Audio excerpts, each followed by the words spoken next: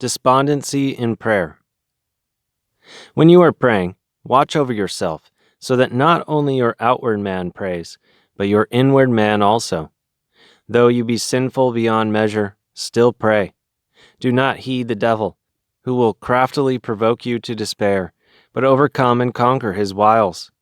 Remember the abyss of the Redeemer's mercy and love to mankind. The devil will represent the Lord's face to you as terrible and unmerciful, rejecting your prayer and repentance. But do you remember the Lord's own words? Him that cometh to me I will in no wise cast out.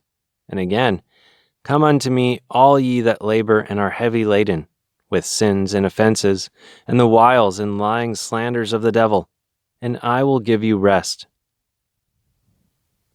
When during prayer your heart is overwhelmed with despondency and melancholy, be sure that these proceed from the devil, endeavoring by every means to hinder you in your prayer.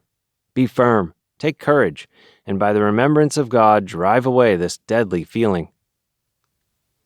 During prayer, there sometimes occur moments of deadly darkness and spiritual anguish arising from unbelief in the heart, for unbelief is darkness.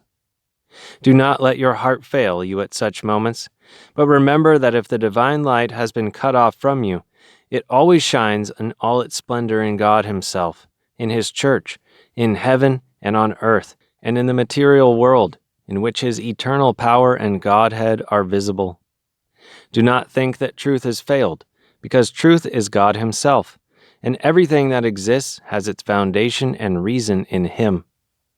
Only your own weak, sinful, and darkened heart can fail in the truth, for it cannot always bear the strength of the light of truth, is often not capable of embracing its purity, except it be cleansed from its sins, the first cause of spiritual darkness. The proof of this you may find in yourself. When the light of faith or God's truth dwells in your heart, only then is it calm, firm, strong, and lively. But when this is cut off, then your heart becomes uneasy, weak as a reed shaken by the wind, and lifeless. Do not pay any attention to this darkness of Satan. Drive it away from your heart by making the sign of the life-giving cross. When you are praying alone and your spirit is dejected, and you are wearied and oppressed by your loneliness, remember then, as always, that God the Holy Trinity looks upon you with eyes brighter than the sun, and so do all the angels, including your own guardian, and all the saints of God. Truly they do, for they are all in God, and where God is, there are they also. Where the sun is, thither are all its rays. Try to understand what this means. Bear in mind with whom you are conversing. Men often forget with whom they are conversing during prayer, and who are the witnesses of their prayer.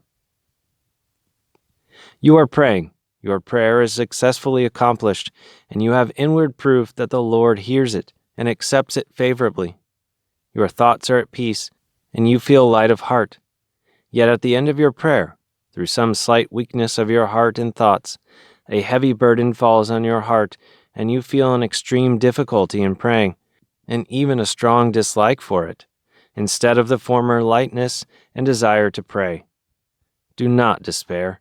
These are only the snares of the enemy, who loves to mock at us, particularly at the end of our employment in prayer, so that we may fall into despondency, and consider all our labors in that holy work lost.